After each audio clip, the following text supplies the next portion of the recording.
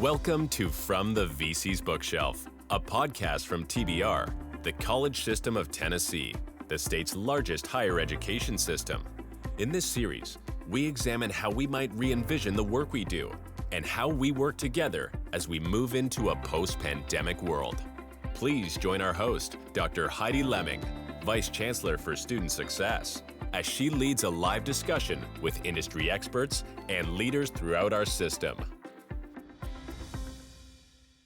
In our Fall 2024 podcast series, I'm pulling from a selection of articles and books that showcase current topics in the field of student success and student services.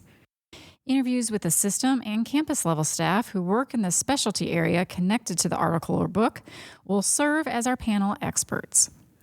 The central theme behind this fall series is about how various functional units housed under the Student Success umbrella are working across the TBR system to address the challenges and opportunities that are front and center as our institutions pursue the goal of increasing student success rates.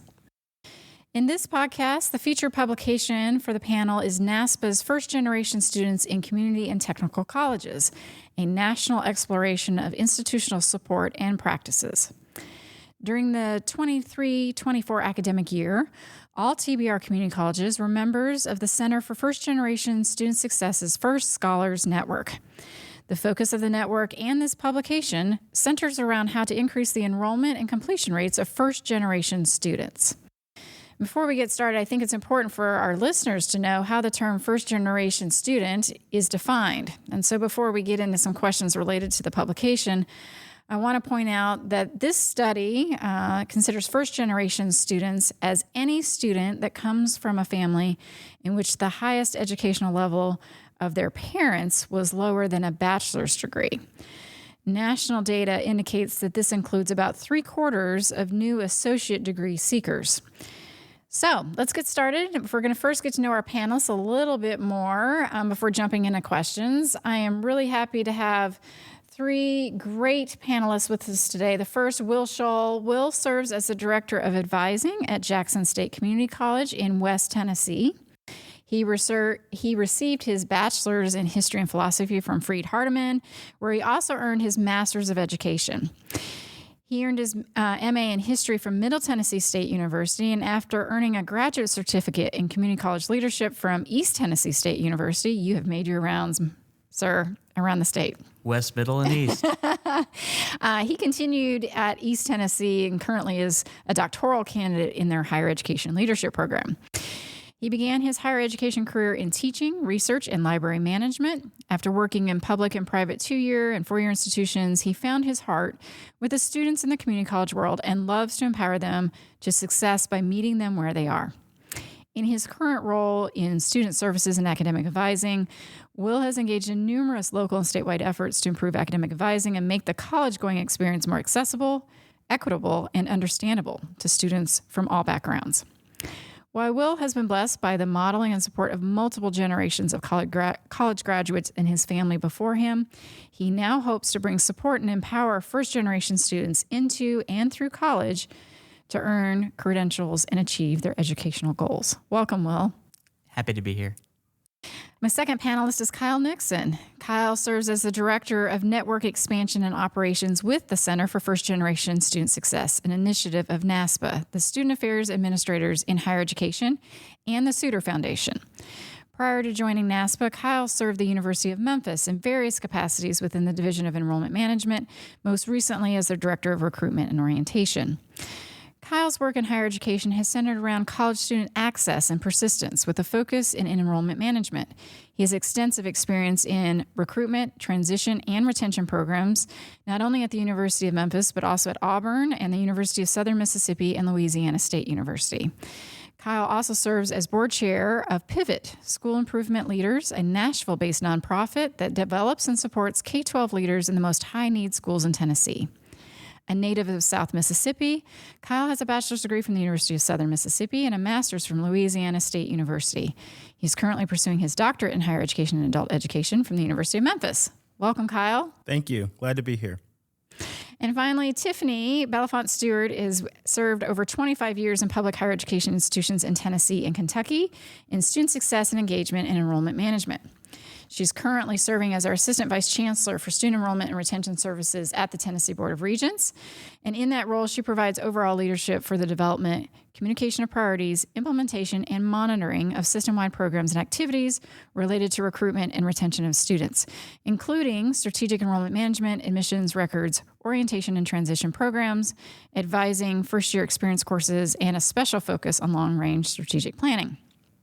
Prior to her current position, she served at Tennessee State University for 12 years as the Assistant Vice President for Student Success, overseeing academic advising, learning support, first-year experience, and tutoring, and also has worked at Columbia State Community College, at the University of Memphis, and Northern Kentucky University. She earned her bachelor's in journalism and EDD in adult and higher education from the University of Memphis, her master's in education with a specialization in enrollment management from Capella University. Welcome, Tiffany. Thank you. Y'all just gave me a run for my money in those intros. You have so much experience, and you're currently working in so many different fronts that I'm excited to have this conversation today, because it's going to be not only talking about just generally enrollment management, of course, first-year gen students, which is a focus that we have for this publication. All right, so let's dive into some questions here based on this report that NASPA has released. Kyle, I would really, let's kick us off with some thoughts about the key findings or trends highlighted in the report regarding first-gen students at community and technical colleges. And maybe how did those findings compare to the experiences of first-gen students at four-year institutions? Awesome. That sounds good.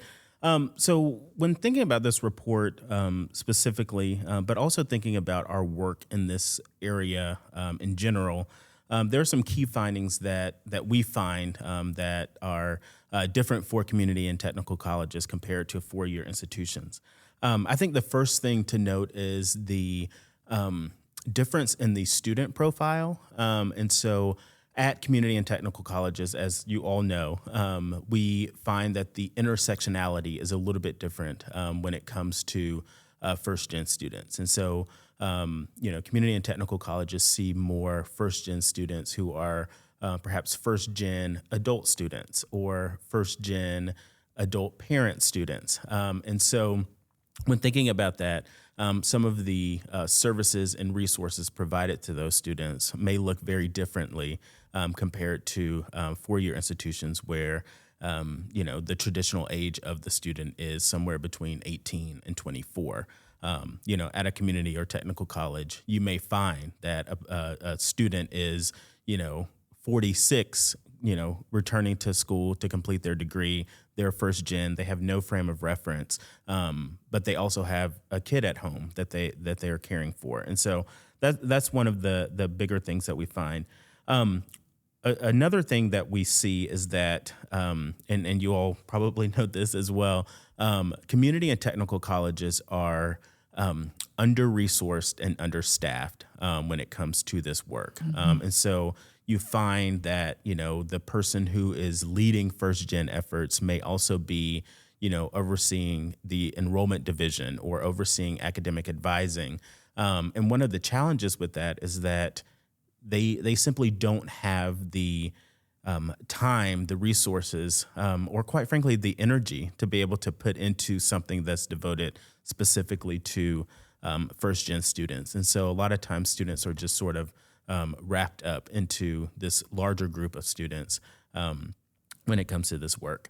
And then I think the other piece is that a lot of institutions, particularly at the community and technical level, are this work is housed perhaps in the TRIO area or coupled with another grant program, whereas at a lot of the four-year institutions, there's an office dedicated specifically to first-gen students. And so those are just a couple of the key findings. But by and large, the students and their needs are the same across institution types. So, a first-gen student at a community or technical college is the same as a first-gen student at a four-year institution in terms of their level of knowledge that they're bringing in, their lack of understanding sometimes on how to navigate these systems, and the support that they need as well as they work through their college experience. Yeah, so let's lean into the concept of those support services. The report discusses the importance of those services for first-generation students. And Tiffany, from a system perspective, what do you think are the specific support services that have been found to be most effective? And then I'll pivot here to Will about a campus-level perspective. Sure. I think one of the things that Kyle pointed out was that there is an intersectionality of identities with first-gen students at community colleges. And I think that's really important because when we think about first-gen students at community colleges, they can be adult learners, they could be parenting students, they could be commuters, they work, they could be veterans. And so when we think about who we serve at a community college, we're already probably hitting some of those other identities of a first-gen student. Mm-hmm. So really it's about how do we tailor those programs to support the other barriers that a first-gen students may face. So we have many existing programs that really support those other identities of students. And some of those things they play out in our high-impact practice work. So I think about things like our advising and things we're doing with relational advising, as well as our peer mentoring programs and how those are really trying to connect students to other students who are like them and create a sense of belonging on those campuses. The advising to help them, with their academic pursuits, but also more of an approach to look at holistically at advising too, and those other barriers students may face. We also have a great deal of work being done on our campuses with first-year programming, so looking at first-year experience, orientation and onboarding programs, and how do we connect those students in those ways when they initially enroll at our schools. Also, things like student life, just co-curricular activities, connecting them to the campus through service learning, those kind of things. And then I like to look at also like the things like student support, more focused things like tutoring, looking at our co-requisite remediation and how we address those students who are academically underprepared for college level work. And then those other holistic services like counseling, disability services, and student advocacy services, and how do we support students who have other issues that maybe we can't address on the campus, but we can partner with outside agencies in the community to support those students. So specifically things like housing and food insecurity, transportation, childcare needs. And so I think those are really strong things. A lot of our campuses across the state have some really strong veteran support services.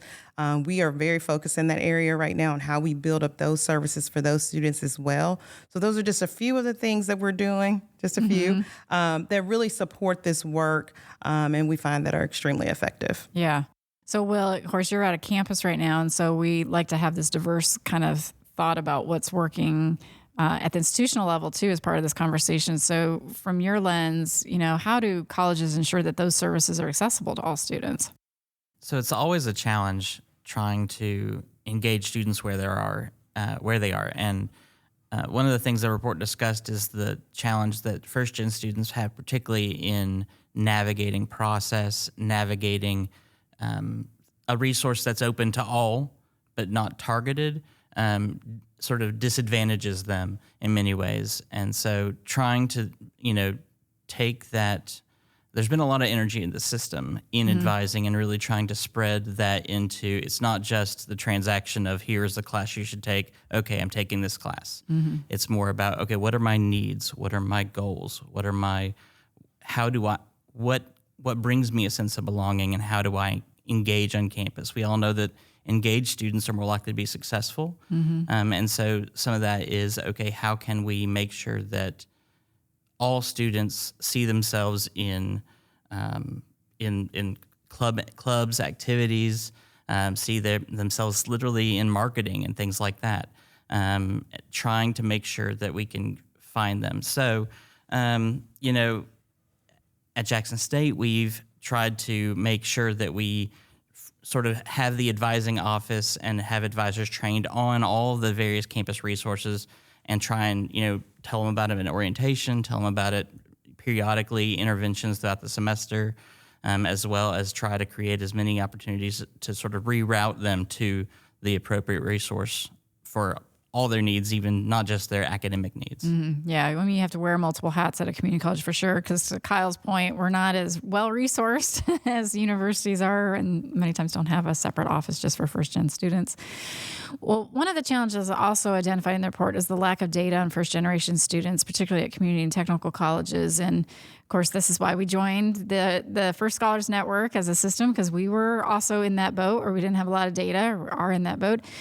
Kyle, how can colleges improve their data collection and reporting to better understand and support this student population? Sure. I would say that one of the things that colleges and universities have to keep in mind is that this is a multifaceted approach when it comes to data. And institutions are surprised all the time when they're engaging with the First Scholars Network or with our center as a whole. They don't even have a definition for first gen students, and so step one is identifying what the definition is. And we tell institutions all the time that definition needs to be specific to the institution in as much as you want it to be. So priority one, identifying a definition. The second piece is asking the question of the students at multiple points. We always encourage institutions to, if they don't have this identified in their application for admission, to ask the students on the front end whether or not they are first-gen students. And you don't have to ask it in plain terms like that. You can ask it in a way that is clearer to students, because a lot of times they don't know whether or not they're a first-gen student. And so asking it at that point of admission. What some institutions are finding, though, is that some students are not answering that question in a way that gives them the data that they need, because they're asking it in an unclear way. Mm-hmm. Or some students may feel like they may be penalized if they answer that they are first-gen or that they aren't first-gen. Mm-hmm. And so if institutions can also ask it at another point, perhaps before they sign up for their first semester courses or something like that, after they've gotten a better understanding of who they are and whether or not they are first gen. And so the data collection piece, I think, one, finding a definition, establishing that, and then asking the question. And then working with your institutional research or equivalent offices to be able to mine that data and use it to your benefit.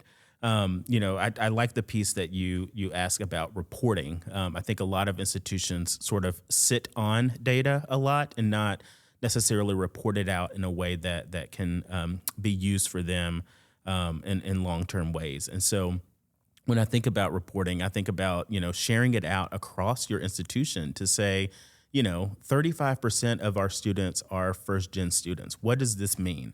What does it mean for teaching in the classroom? What does it mean for the sense of belonging that Will shared about? What does it mean for, navigating the systems and the services and working from there? But that reporting piece is certainly very important. Yeah. Great. I appreciate that. And, the report does mention the importance of this sense of belonging for first-gen students. And so kind of want to lean in on that point a little bit more. Will, what strategies has your institution implemented? You kind of already talked about how you're providing all things to all students, but specifically around fostering that sense of belonging and the impact that those strategies have had on success. And then I'll pivot to Tiffany to talk about maybe other ways that she sees that happening at colleges across Tennessee. So it's really interesting thinking about how to meet students where they are. And there's a cornucopia of sort of obstacles in that, because every student's unique and different. But as far as what we've done so far is we've tried to we've implemented an FYE course that is required of almost all the majors and programs we offer. That creates more of a sort of a not maybe less formal cohorts, but where they're engaging with each other. It's high engagement, high activity, where we're encouraging students to meet with each other and discuss and think about, reflect on their own journeys, and also, learn about active listening and things like that. We're also working on within this and sort of thinking from the perspective of first-generation supports, thinking about ways that we can integrate it with other ongoing efforts like the relational advising, thinking about, okay, how can we, as we begin to gather this data within our institution, because we are one of those that had to really start with, in the exact same ways that Kyle just mentioned, of finding a definition, beginning to gather that data, because we have the anecdotal knowledge that we have first-gen students, but as Jackson State's not a TRIO institution, so we haven't been gathering that and leveraging that data. And so now, beginning that work, we are able to see, okay, how can we maybe deploy our peer mentors towards first-gen students, because that is a gateway to beginning that belonging, engaging with students with similar experiences that have a little bit more college under their belt maybe, and trying to figure out ways to do that and weave in the work into other things. Yeah, and I like that because you're pulling in that high-impact practice of peer mentoring. Tiffany, what are other ways that you've seen colleges do this? Yes, I think one of the things I reflect on a personal experience, just when my identity coming out of high school and entering college was that I was a student of color and I was from a rural community. And so, man, it would have been great to have known I was a first gen, because I would have sought support out in a very different way. But I think about my own orientation experience where I had a chronically ill parent, had a transportation issue. My college was 3 hours away. I didn't make it to orientation till the second day. When I arrived, the students were helpful, but I got just a regular class schedule. I wasn't put in a first year seminar, and I just kind of walked away. I didn't know anything. And so I think about peers and how they really bridge that gap for me, whether it was formal or informal. That is really what connected me and created that sense of belonging. It was the peers. And so when I look at our colleges and some things that I'm starting to see that's shifting in the work is even the orientation models. That's just one example where when I initially came to TBR, I saw schools doing a more traditional orientation, very similar to a 4-year kind of experience where you're trying to do the onboarding, you're advising, you're registering. And so just trying to do everything at one time. And now I'm starting to see our schools separate that a little bit, where it's more of, hey, you come, you're going to be advised and registered, and then we'll have something else to teach you about the culture and the jargon and the policies and how things work. And I think that's better because at a 2-year institution, students don't live on campus. They're all commuter students. And so whereas a 4-year has that time to bridge that gap in other ways through students living on campus, other affinity programs for different subsets of students. For our 2-year institutions don't necessarily have that. And so I think those are the things that really I see happening that I think is positive for students. And I think that's making the experience more personalized for them for the need that they have at that time. A student needing to get registered for classes and enrolled and understanding their bill and those kind of things, that's like the number one top priority for a student. And so for a first-gen student, of course, they need to understand all of that process. I mean, it's totally foreign to them. They probably don't have anyone in their family. And so I like seeing our colleges think through that more and starting to evolve their orientation programs to really assist students in that way. I also think, too, we do need to learn more about those nuances of a first-gen students and those characteristics, and then more about those barriers, and then how do we reach out to those students, whether that's with peers, whether that's with advisors. It could be faculty as well, but really just kind of extending that hand out to students to say, hey, I know you're registered for orientation, but are there any other questions I can answer for you? And also thinking about their families. So if we know a lot of our first-gen students are parents, or they have parents who did not complete college or didn't attend, then we also need to educate those parents and those families too. And we are community and technical colleges, so we do need to keep that in mind, the whole family. And it does need to be a family experience. I think about my experiences and looking at commencement. I went to a commencement recently, and the whole family is there. The cousins, the aunts, the uncles. extended family, church members. And so it really is a family affair when they start, while they're enrolled, and when they finish. We may not see them to the end, but we really need to embrace them throughout that journey, because that's that additional support that's going to help that student complete. Right. And so to that idea of support, faculty are there day in, day out facing the students. So I think the role of faculty and staff in supporting those students is really important. So Kyle, from your national perspective, what can colleges do to better train and support faculty and staff in their efforts around first-gen students? Sure. I think, one of the biggest things that institutions can do is identify who, at the faculty and staff level are first-gen graduates themselves, because those folks can be advocates for first-gen students in a way that others perhaps cannot. They've lived this experience. They've gone through, the college experience as a first-gen student, and so they can be advocates for that. I think the other piece is inviting them in to help celebrate these first-gen students. And so every year on November 8th, we across the nation host National First-Gen Celebration Day. And bringing in faculty and staff members to help celebrate these students is definitely critical to what that looks like. And then most importantly is creating a training or some sort of a module or something that can support the faculty development when it comes to first-gen students. Because a lot of faculty members, for better or worse, have their own teaching style. And a lot of times that style doesn't necessarily change with the changing of the student.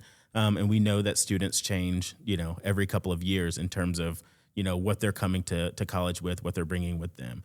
And so if you can create a training programs that is dedicated to supporting faculty development on first-gen students, I think that can take you a long way. I have found that some of the institutions in our First Scholars Network are doing that. I know that Virginia Commonwealth University, for example, was able to secure some external funding and essentially created this faculty development institute, that works with their faculty members, provides, training resources, research on first-gen students to better support them. But, leaning into who those faculty members are, letting them serve as allies and advocates can really help institutions go a lot further when it comes to the classroom experience. Yeah. When you also are kind of working across the nation with colleges, just kind of curious if you see some innovations in how colleges are engaging with employers maybe around this conversation, because we, to Tiffany's point, we are community colleges and technical schools. So why, the community piece is integral to what we do, our mission. So I don't know, have you seen some innovations there? Yeah, so there are some institutions in the network who, their first-gen office is perhaps partnering with their career services department on campus to help first-gen students find internships or find employment after. I will say that, and perhaps by the time this podcast airs, we will have developed an additional piece to our offerings that really partners with the business sector and that industry as a whole, because what we want is for these first-gen students to, obviously have a great college experience, to, matriculate and eventually graduate. But what's more important is that they find employment after. Right. And so we're looking into partnering more holistically with the business sector. Great. Love to hear that. The report emphasizes the need for, again, this holistic approach to supporting first-gen students. We've talked a little bit about that, but it includes academics, financial, and social support. In a previous podcast in this series, we looked at the 2023 report titled Driving Toward a Degree, as put out by the Lumina Foundation, it also places a strong focus on the role of advising being more holistic, including having advisors know more about financial aid and other supports.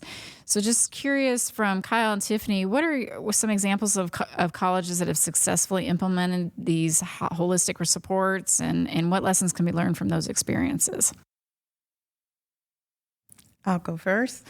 So when I think about the work we've done the last several years, like 5 years, I think almost 6, within TBR, looking at our advising models and really shifting from a transactional model of advising to more of a transformative model, where we're really being more holistic in our approach, but also very proactive in our approach.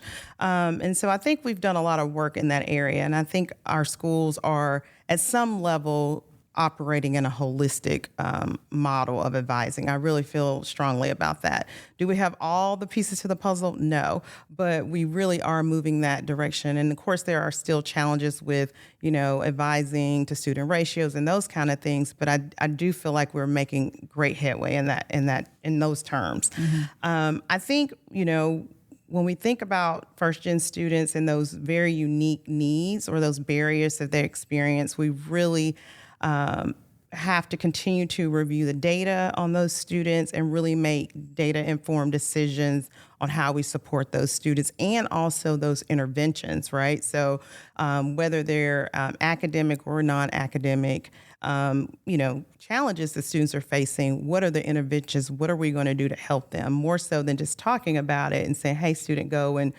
to this office and seek that out. But what are we really doing, and how are we following up, and how are we touching base with those students? And so that's where, of course, more hands are needed, but also data can be leveraged in technology as well to be able to do that more effectively. And I think we're moving in that direction as well with some technology innovations and implementations right now. So I feel really good about that. I do see some needs in terms of 2 areas. One, when I think about the financial side, I'll say in general, which includes financial aid, but also just the finances of being a student, right?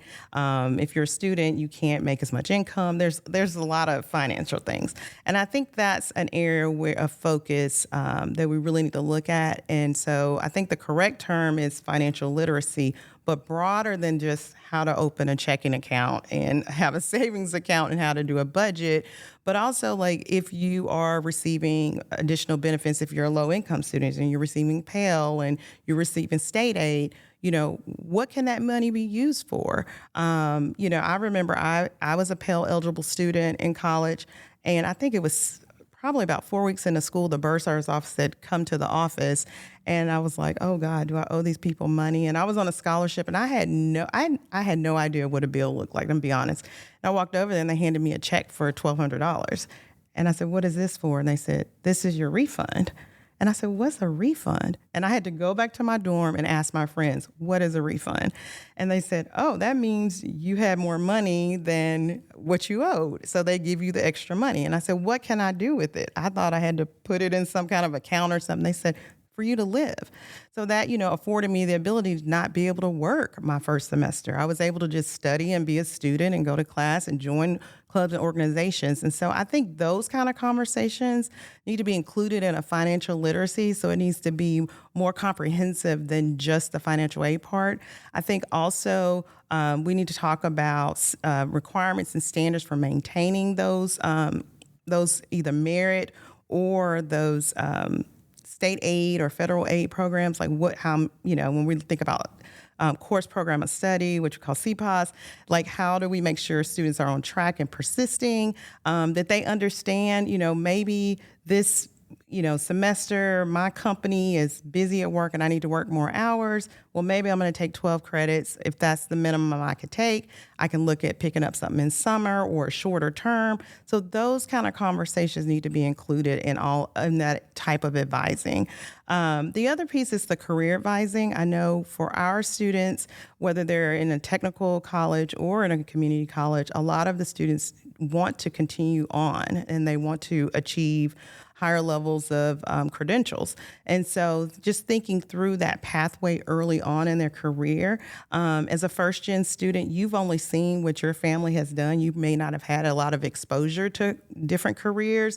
And so that's really important early on with a first-gen student, is really exploring careers, looking at things like summer bridge programs and other internships and things like that prior to even coming to college, so that we can get those students that exposure and that career advising, so that they're picking a pathway early so that they can matriculate to completion with that credential. Yeah. Will, other kind of lessons learned from some of these experiences?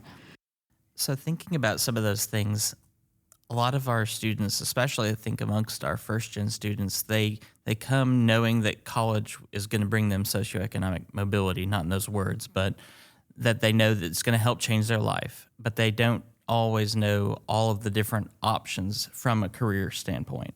They may think, I want to work in healthcare, but they may be married to the idea of nursing, but there's lots of different things that we offer at our college. As far as that. So being able to walk them through those various options. Thinking about it from the holistic side, what we're finding with most of our students is that they want a person. They want one person who can answer all their questions, or at least walk with them through finding the answers to their questions. So that is, part of that is having the comfort of being able to find a solution, to understand financial aid and what is this fund versus that fund and those pieces, but also things like having that relationship with a person that gives them the ability to have that sort of level of comfort to be able to explore their insurity, thinking about this career versus that career, this major. Am I going to transfer on, or am I to a 4-year, or am I going to try and get into a career? And there's even if we have these very clear degree requirements, there's always sort of invisible requirements. Like, if you really want to do that program, they really like job shadowing, and so you need to be thinking about that now if you want to apply next semester. So those little pieces, and sort of having that, advisors have to have sort of that jack of all trades, Renaissance people, where they have all these different things, but that also affords them the ability to engage with students at a greater level. One of the things that you all have mentioned is, we have a lot of staff capacity challenges in community technical colleges. And so how schools are leveraging technology maybe to help with that capacity is becoming increasingly important. Another similarity with our first podcast in this series that was focused on, the title, again, that publication was Driving Towards a Degree. It really had a great conversation around the use of technology. And so there's a lot of synergy here between this podcast and the first. I encourage our listeners to check out the first one if you haven't.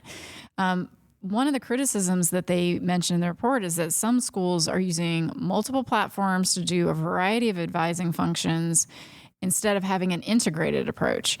And so just as we think about kind of what you've been talking about with data and all the different supports and holistic approach that you want to take, curious how we have also maybe struggled maybe with that technology piece in this space.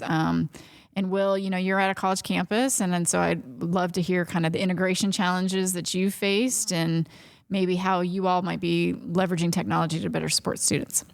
So I think there's lots of pieces of the challenge. Part of it is from the perspective of the practitioner, and if I have to get into 14 different softwares just to best advise a student, that's a challenge. Part of that is also from what all softwares do we have the student logging into to check their various pieces, and how much each of those requires us to train them and remind them and have instructionals and videos and how to do those things. And so what we have at our college is we're trying to pull as many of them together, and we have the great benefit of working on Slate right now as a CRM to really help sort of bring in pieces of how we've been tracking advising in this software. We've been scheduling appointments with students in this software. We've been texting students through this software. And Slate's going to be able to allow us to sort of web those together to have a more complete picture of the students' recent experiences with the college, interactions with advising and other services, and also be queryable to get that data piece to report out, okay, this is how many, not trying to micromanage my individual advisors, but like this is how many students that we served of this type. And the report sort of goes into that of needing to be able to target students of particular needs or who we can serve in particular ways with extra reminders about, hey, we have this opportunity. Hey, we have this resource. And so we're really looking forward to that. And we know that anytime you have a new software, anytime you develop systems, there's a lot of build time. There's a lot of continued evolution. But we're really, really excited about it. Yeah. Well, we're excited to have that across our system for all of our institutions this next year. Well on the way. We've been about a year into implementation, some schools a little bit longer than that. So that'll be exciting in the next year to see how that plays out. All right, final question for all three of you. What are some actionable steps colleges can take to improve support for first-gen students based on the findings in this report? And I'll take volunteers to go first on this one. Sure. Well, I'll kick it off. The first thing, and this goes back to Will's point about technology. I think a lot of times institutions sort of operate in this way that like we and I say we because I spent most of my career on a campus, but we think that we know what the students want. And so thinking about students of today, they have grown up largely in the digital age. And so we think that they want to log into 4 or 5 different portals. But the fact is that they are interested in technology in a different way. They're interested in TikTok and social media and all of these other technologies and not necessarily log into one portal for advising and another portal for their bill and another portal for scheduling their classes. And so I think institutions can and should take an internal look and see what is it that we're doing and how can we better support students. And some of that means bringing students on board to share, how they plan to use these technological supports. The other piece is, and we share this across our work with institutions in the First Scholars Network, is auditing your terms and your services that you have. Tiffany mentioned earlier, as a freshman, getting that notice to go to the bursar's office to pick up a check. Most students don't know what a bursar's office is. They've never heard that term. And so what is it that we are sharing with students that we think is clear because we've spent our last 15 or so years at an institution, but may not necessarily be clear to the students. And so auditing those pieces. The other thing is moving away from this deficit-based approach when supporting first-gen students. I think a lot of times we sort of assume that because a student is first-gen that they are entering this space without something rather than saying that they are entering differently than a continuing generation student. And that can shift the way in which we provide services and resources to students across the board because we know that what's good for first-gen students is good for all students. And so if we can use this asset-based approach when working with these students, institutions will find that the supports will go a lot further. That's great. Tiffany? So after reading the report, and I think Kyle just touched on this in his final remark about the asset-based approach and really how do we create campus cultures that welcome first-gen students so that they know who they are, so they understand what that definition means, and then also why that's important to us and them being a student at our institution. So I think that's important. And I think about, my own experience of even creating like a glossary of terms. And I know people were like, that sounds juvenile, or putting an explanation of things. And maybe at the time it was more so for like their family, but really we do need to approach that way. I think of just myself as sitting in meetings and people use acronyms, and had an encounter the other day where someone said, "What does that mean?" They were a little embarrassed, but it was like, no, you should, because we're in our culture, we use a lot of acronyms, we use a lot of terms that are not common language among a lot of people. I also think just too about when I think about just like post-pandemic kind of issues with students, and you look at K through 12 data and students and their reading levels and their maps. So we know there are going to be some deficiencies as students enter into our institutions. And so how are we writing things? How are we explaining? How are we communicating?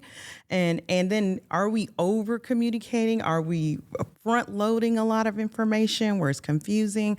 I think when we think about students in technology, they like bits and pieces of information, short things, not these long drawn out emails and reports and pages and brochures and that kind of thing. And so how do we continue to communicate with them and think through that? And I think Kyle made a good point of reaching out to students and getting some feedback on that as well. And then, of course, using professionals in the field who have expertise with that. But I think as a system, I'm really grateful to the Center for First Generation Student Success because I feel like this past year, we entered First Gen 101 as a system. And I feel like I'm really proud of what we were able to accomplish in First Gen 101 because not only were we able to, experience the learning within, the program and within the network, but we also were able to learn more about First Gen, but then also help us ask some broader questions. And I know Will was one of those people that asked that question. How do we define First Gen? And I think that may have been on the first call. And so that really framed our work moving forward to develop a system-wide definition, to think through how do we want to allow students to self-identify as First Gen. We are in the middle of a technology implementation. So, hey, everybody's doing a new college application. Maybe that's the best place to put those questions and standardizing those questions.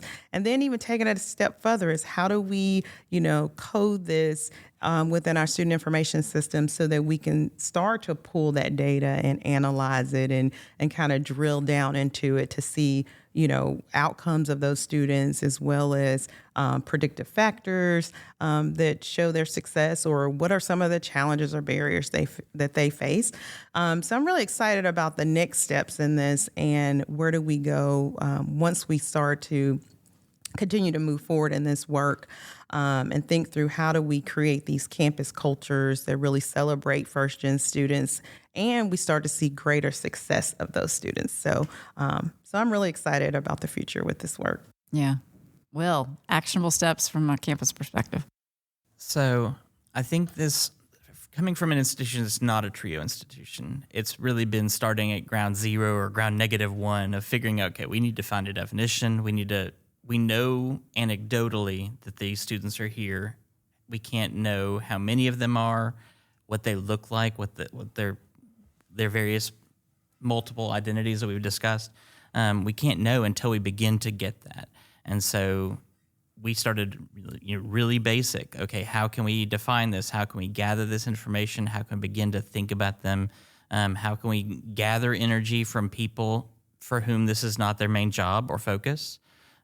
So first, like thinking about from the NASPA angle and the centers, they encourage each institution to have their goals. So we had our first year goals. Now I'm already thinking about next year goals. And okay, so we have to have a committee. We have to start thinking about how can we swarm the resources we have on campus to try and create, okay, what opportunities do we have to have some additional resources, some additional celebrations? I'm already thinking about like, okay, I've got our PR office working on some marketing materials to celebrate faculty and staff that have First Gen identities, to sort of have that welcome and sense of belonging that promotes. Okay, I'm like you. I've already graduated, but I was like you, and I know what you're going through, or I know some of what you're going through, and so that's a big piece of this. Other actionable steps is taking advantage of the resources that we have from the system, from the organization that we've been able to enjoy, and then also trying to, what I'm really thinking about going into the next years is not just having me learn those things, but collaborating maybe with the teaching and learning centers and say, okay, faculty, you did learn more about this too, or at least have the opportunity to learn about this, because we're open door institutions. And the state of Tennessee is a leader in education, but we still have a lot of work to do always. And so continuing to evolve there. Yeah. Well, I appreciate the conversation today. Kyle, I'm looking at you on this. We think about a little over a year ago at a NASPA conference. Yep. I was invited to a dinner and met you and learned more about the First Scholars Network. And at the time, it was mostly focused on individual institutions, and we were the first system to approach you all to do this across the state. Hopeful that other states will think about it in that way, because I think this conversation today has shown the value of the work that we've done during the past year with NASPA and the First Scholars Network. And now reflecting back even through this report that you all have released and the work that we're doing in the alignment there, I think that's really encouraging and really exciting to see how this work can be done across multiple institutions at the same time. Absolutely. It's interesting. As I was driving here today, I was reflecting on our conversation a little over a year ago about, y'all's interest in the First Scholars Network and, us sort of creating this model. I'm happy to share that we do have another system that's entering this upcoming year, and we've done some work with you all over the course of the year, and then did some work with the West Virginia Higher Ed Policy Commission and all of their institutions, and a lot of that work was modeled after what you all have been doing at the system level. And I will say, as Tiffany shared, you all are doing great work. I remember talking to Will last fall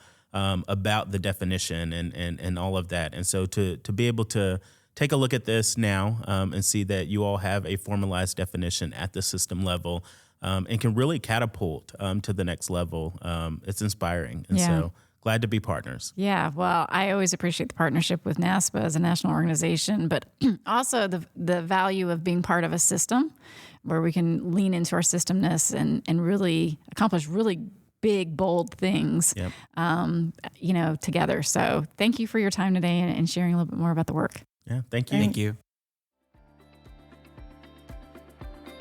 Thank you for listening to this edition of From the VC's Bookshelf, brought to you by TBR, the College System of Tennessee, powering the state's economy and changing the lives of thousands of graduates, starting successful careers each year. To learn more about upcoming book selections or to register to attend discussions live, visit tbr.edu/bookshelf.